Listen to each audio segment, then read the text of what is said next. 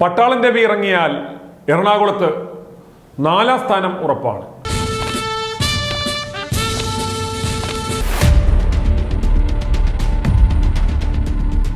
തിരഞ്ഞെടുപ്പ് തീയതി പ്രഖ്യാപിക്കും മുമ്പേ UDFും LDFും സ്ഥാനാർത്ഥികളെ പ്രഖ്യാപിച്ച് പ്രചാരണത്തിൽ ബഹുദൂരം മുന്നിലെത്തിയിട്ടും BJPക്ക് ഒരു സ്ഥാനാർത്ഥി ഇല്ലാത്തതിൻ്റെ നാണക്കേടിലാണ് എറണാകുളത്തെ BJP പ്രവർത്തകർ.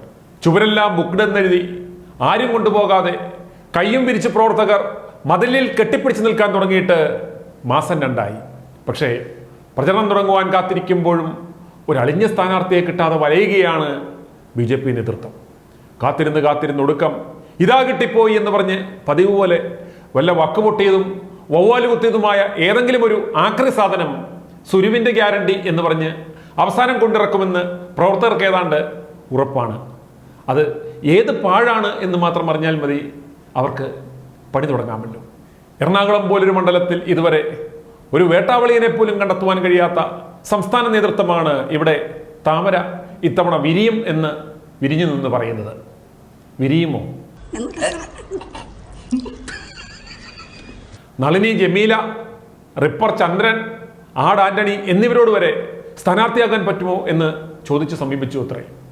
പരോള് വരെ റെഡിയാക്കി കൊടുക്കാം എന്ന് പറഞ്ഞു.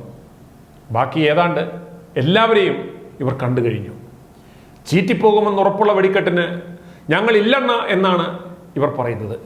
ഞങ്ങൾക്കുമില്ലേ ഒരു അന്തസ് എന്നാണ് അവർ ചോദിക്കുന്നത്. ഇപ്പോൾ ഏറ്റവും ഒടുവിൽ ഉയർന്നു നിൽക്കുന്ന പേര് പട്ടാളൻ രവിയുടേതാണ്.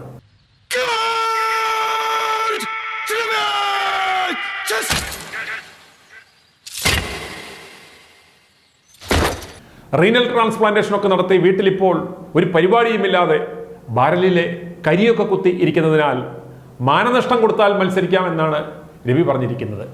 അദ്ദേഹമാണെങ്കിൽ പാർലമെന്റിൽ പോയി കഥകളിയൊന്നും കാണിക്കേണ്ട കാര്യമില്ല. സാലേ കുത്തേ കബീനെ എന്നൊക്കെ പറയാനുള്ള ഭാഷാ പാണ്ഡിത്യം അദ്ദേഹത്തിനുണ്ട് എന്നാണ് കണിച്ചുകുളങ്കര നേതൃത്വത്തിന്റെ വിശ്വാസം. 8 നിലയിൽ പൊട്ടാൻ സാമ്യസേ തേച്ചൽ എന്ന വേർഡ് ഓഫ് കമാൻഡ് കിട്ടിയാൽ ഇടംബലം നോക്കാതെ ഇറങ്ങും എന്നാണ് പട്ടാളൻ രവി അണ്ണൻ പറയുന്നത്. എത്ര മാന്യന്മാർ നാണം കെട്ട് പൊട്ടി. മെട്രോ ശ്രീധരൻ, അൽഫോൺസ് കണ്ണന്താനം, സുരേഷ് ഗോപി, കൃഷ്ണകുമാർ, ഭീമൻ രഘു, CK ജാനു, അങ്ങനെ എത്ര പ്രഗത്ഭർ. പിന്നെ എനിക്കുമൊന്ന് പൊട്ടിയാൽ എന്നാ കുഴപ്പം എന്നാണ് പട്ടാളൻ രവി ചോദിക്കുന്നത്. ബാക്കി എല്ലാവരും എന്നാ ജയിക്കുമോ എന്നും.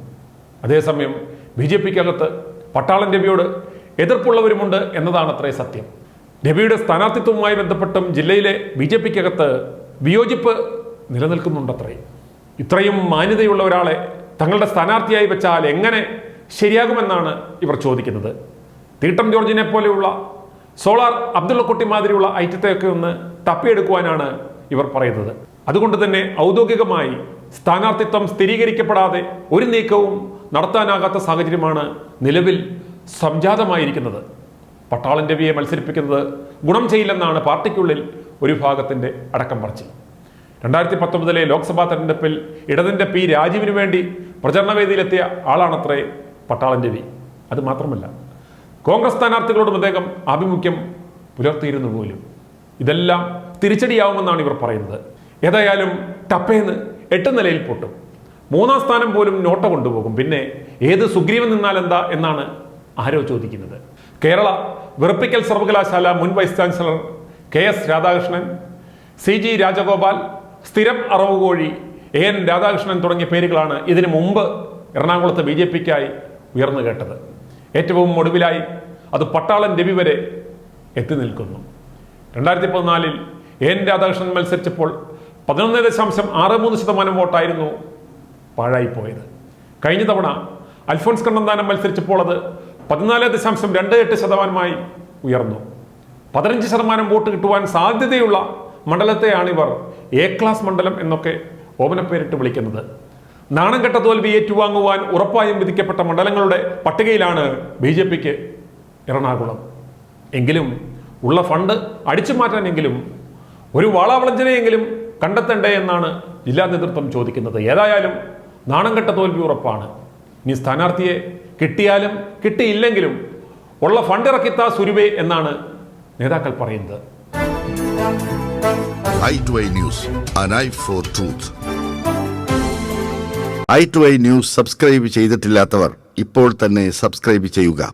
നോട്ടിഫിക്കേഷൻ ലഭിക്കുവാൻ ബെൽ ബട്ടണും അമർത്തുക.